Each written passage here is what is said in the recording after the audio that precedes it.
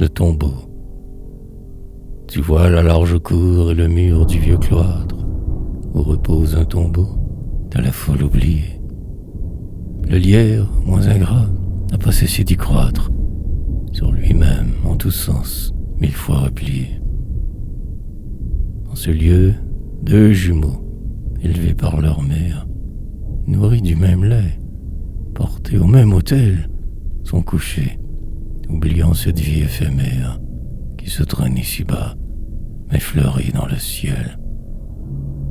Ils avaient, tous les deux, la chevelure brune, tous les deux, l'œil d'azur sous de nobles sourcils, et tous les deux jouaient, au rayon de la lune, sur le banc de gazon, devant leur mère assis.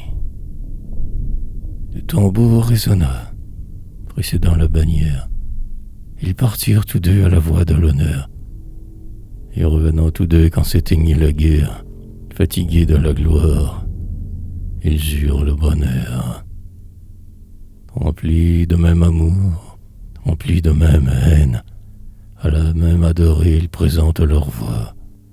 Mais, l'ayant su, chacun brise aussitôt sa chaîne, et dit en s'éloignant: mon frère, sois heureux. Ils se revoient tous deux au fond des monastères, où gardant son secret, chacun s'était rendu. Tous les deux sont alors détachés de la terre, sans plus penser jamais à ce qu'ils ont perdu. Ils se donnent adieu dans la noire chapelle, où l'orgue retentit sur leurs fronts inclinés. Chacun d'eux obéit à la voix qui l'appelle. Ils restent réunis ainsi qu'il était né. Ensemble ils ont vieilli, leur chevelure est blanche, dans leurs veines le sang peut à peine courir, et comme des fruits mûrs quittant la même branche, à la même heure, ensemble, ils se laissent mourir.